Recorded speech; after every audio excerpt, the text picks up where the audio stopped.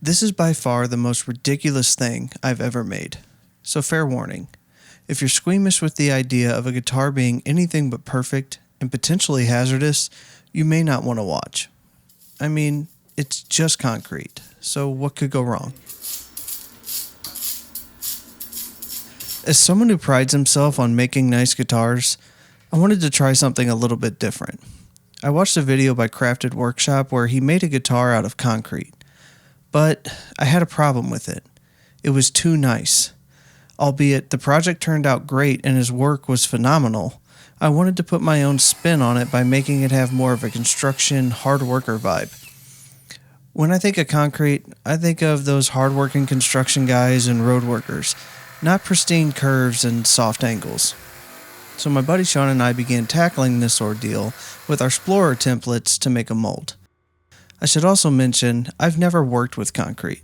And I mean, I've literally never worked with any sort of concrete in my entire life. So every step of this build was done from YouTube research and the inability to say no to bad ideas.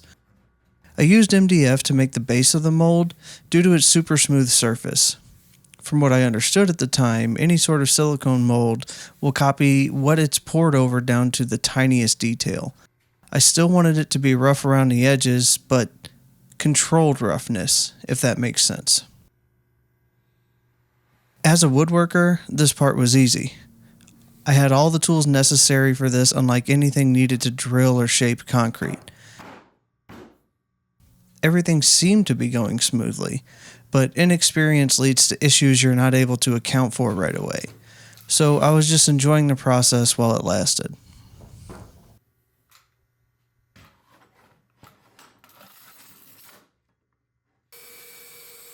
If you're new here and have been thinking about making a guitar, whether it be a ridiculous concrete version like this or a proper guitar, then I'd recommend checking out the templates I have available.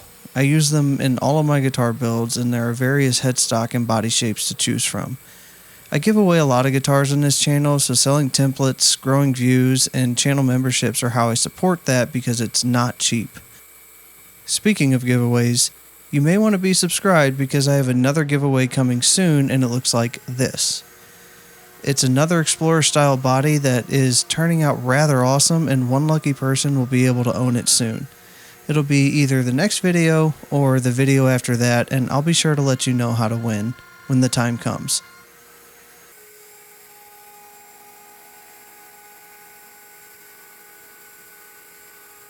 Anyways, if you're already a luthier or a guitar builder, I apologize for the incoming cringe. To everyone else, how do you feel about the relic trend in the guitar world? I'm personally not a fan, but I do plan to make this guitar some sort of its own version of relic. Guitars are normally known for pristine finishes and clean lines, which is what I normally prefer. I'm just curious what your preference is. I do like the idea of a concrete guitar looking rough around the edges in all the right places, so I'm thinking I'll leave the burn marks and chip out in certain places because relic. 2, 3. Let it drip all the way in. That's crazy looking. Go ahead and then I'll get a different angle. Another thing I've never worked with before was this polyurethane and silicone mold. It's definitely wild, and I have to make a quick disclaimer that Sean is not from Breaking Bad, and he is innocently just mixing up this mold to pour over the base. I swear. I know what it looks like, but if the FBI is concerned, the only things we cook up in my shop are guitars.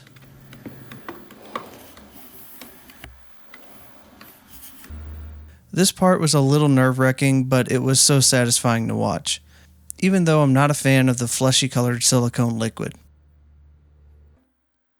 One of our first big mistakes here was not calculating volume properly. We didn't have enough silicone to actually cover the whole guitar, so we had to think quick to raise it up a bit. If you don't have enough liquid, put a bunch of shit in it until you do. Let's just say removing all these scraps was not easy. It took me over 2 hours to remove this from the mold, and even my biggest bandsaw wasn't able to cut through this stuff. I wasn't sure if it was needed for strength or not, but we got some rebar to throw in the body just in case. The long-awaited concrete pour was just ahead of us, and I was feeling less confident every step we took besides this part. I thought it would be cool to have some sort of exposed rebar on the corners for that relic look. To achieve that, I just used styrofoam to fill the space where I didn't want concrete to fill. My idea was I could just scrape away the styrofoam after everything cures. Now is the part we've all been waiting for. Well, at least me. We went cheap and just got a bag of Quickcrete to mix up as it seemed to be the easiest and most accessible.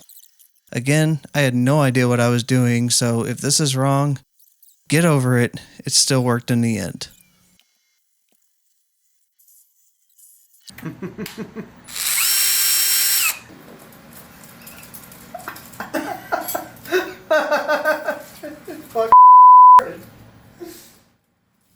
I really had to remind myself to trust the process here because seeing this pour out was not what I imagined.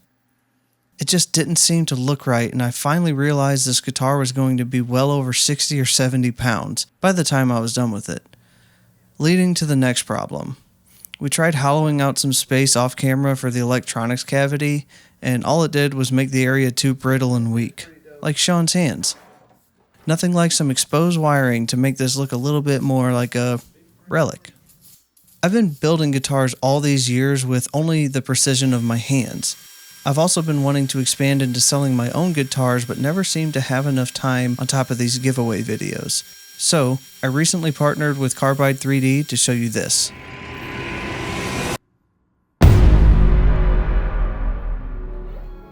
Carbide 3D sent me their Shapeoko 5 Pro and it did not disappoint. With features like the bit setter, 220-volt spindle motor, a plethora of their own cutters, and extremely intuitive and easy to use design software, Carbide 3D did everything they could to make it as plug and play as possible.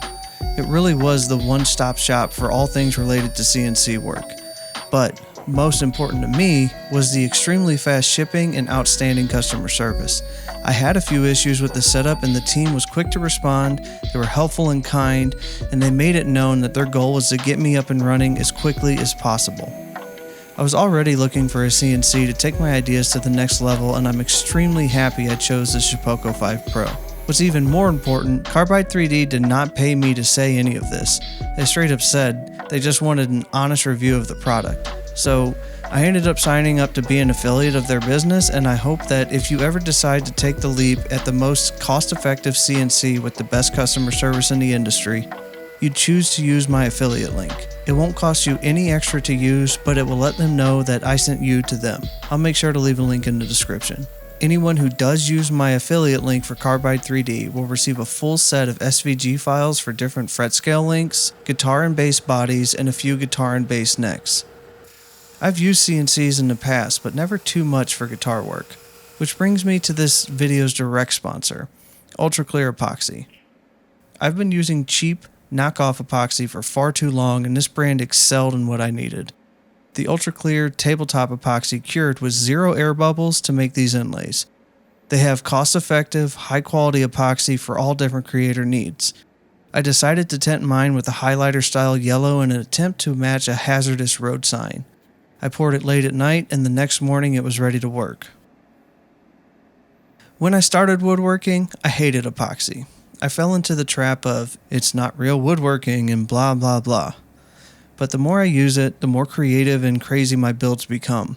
It's easy to work, and Ultra Clear Epoxy is low VOC, so it's safer than most brands. My idea for these inlays was to have a road sign at the 12th fret with yellow strips that wrapped over the fretboard. I felt this would give it a caution tape sort of look, as well as be a nod towards road construction.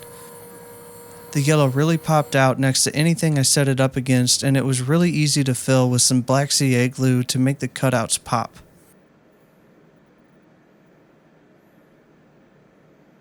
The side inlays are similar with a black line in the middle. The CNC made it super easy to get these tiny details together without looking super sloppy. I'm sure I could have done it by hand with a Dremel and a Dremel base, but it would have taken days and multiple wasted fretboards.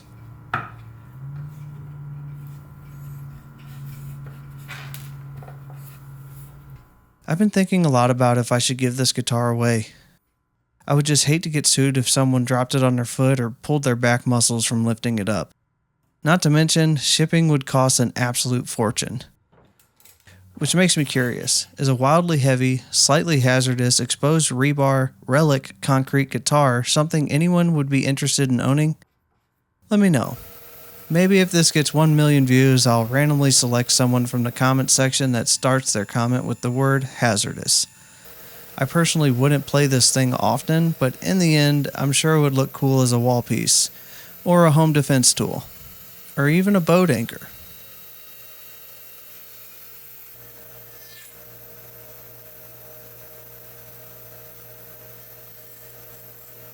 I'm not good at the 3D stuff on the CNC yet, so I added a 12-inch fretboard radius by hand. It honestly seems like a faster approach, so I'm not too concerned with it. The radius and inlays are probably the only acceptable things on this guitar so far. Even this far into it, I was still worried it wasn't a good idea and I was wasting my time and money. I tend to do that. Sometimes I just give in to ideas and intrusive thoughts rather than to make the smart decisions. I recently talked about intrusive thoughts with the super cool dude named Duncan Casburn from the UK. His channel is PDA Dad UK, and we had a deep discussion into all things guitar, mental health, and creativity. If that sort of thing tickles your pickle, I'll leave a link to the video. Duncan is a really cool dude with some personal insight into everything we talked about. It was weird being on camera. And I know I do YouTube, but I rarely show my face. People are here for the guitars and crude humor, not my aging double chin and periodical neck beard. I mentioned earlier that I wanted to ebonize the neck and fretboard. This solution is just white vinegar that had steel wool soaking in it for a couple days. It reacts with the tannins in the wood to blacken it to a sort of ebony look. Walnut has high tannins, so it gets really black. But the ash, on the other hand, doesn't, so it gives a more weathered or pressure-treated look. Sort of like what you'd see in a construction zone or on a utility pole. It doesn't take long either, so after it dried, I was ready to oil up the neck and start assembling everything. I really like how this yellow pops now that the walnut is all darkened up. I didn't know what to expect from this, but it seriously turned out cool.